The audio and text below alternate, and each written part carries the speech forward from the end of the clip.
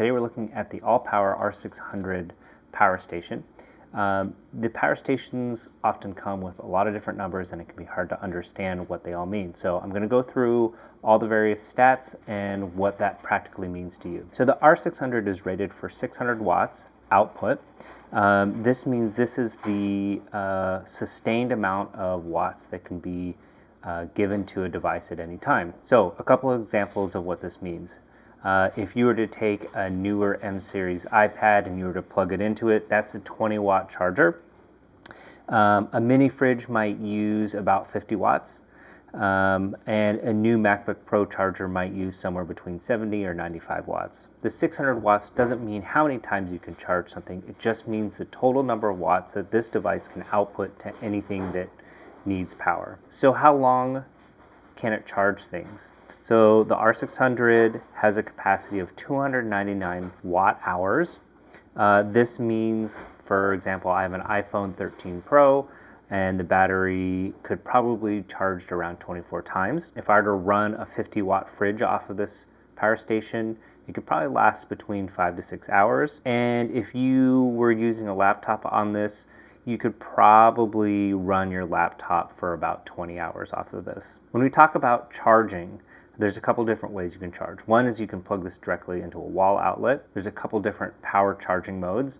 There is a quieter mode that will charge the power station at a slower rate but won't activate the fan as frequently.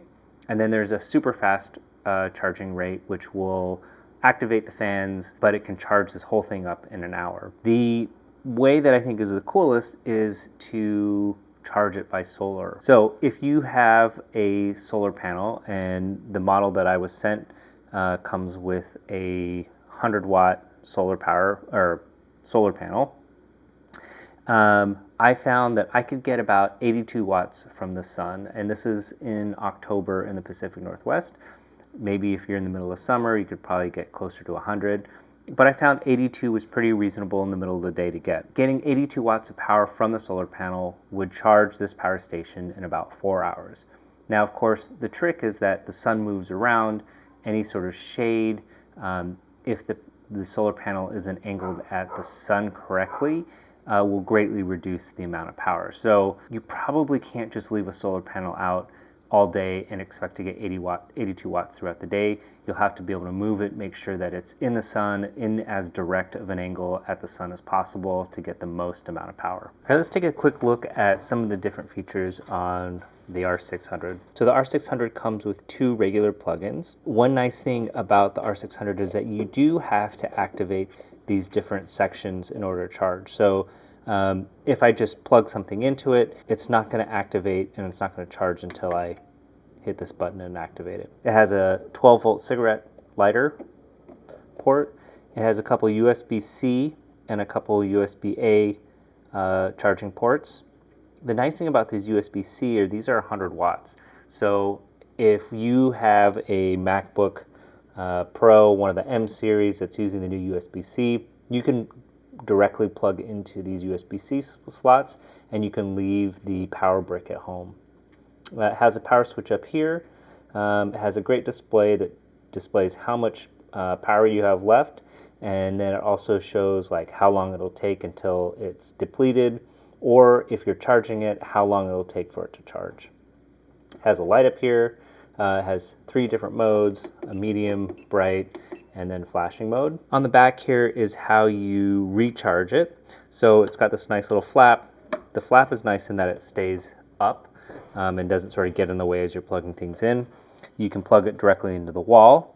It has a circuit breaker on it, and then this is where you would plug in the solar panel. It does have a wireless charging spot on top, so you can just rest a phone on top of it or a device or earbuds or something like that. And you can also connect to it via Bluetooth, and there's an app that you can download that will help you control some of the different modes on it. So here's an example. If you watch the output on here, and I'm plugging in an iPad here.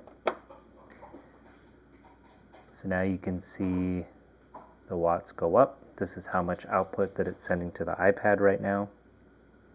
And it will tell you down here that it'll last about 20 hours at that output. Right here I have the ALLPOWERS solar panel. It folds up into, it's a pretty big size here, but if you unvelcro this, this opens up into 2 panels. And on the back there are a couple different stands to help you angle the solar panel in the correct direction. It's got a convenient pocket back here that holds all the cables.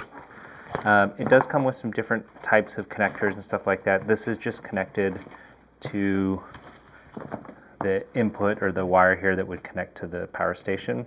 So this is, you can only plug it in the correct way. That just goes in there, super simple. And then on the front, if this was actually getting any input, you would see the input changing up there.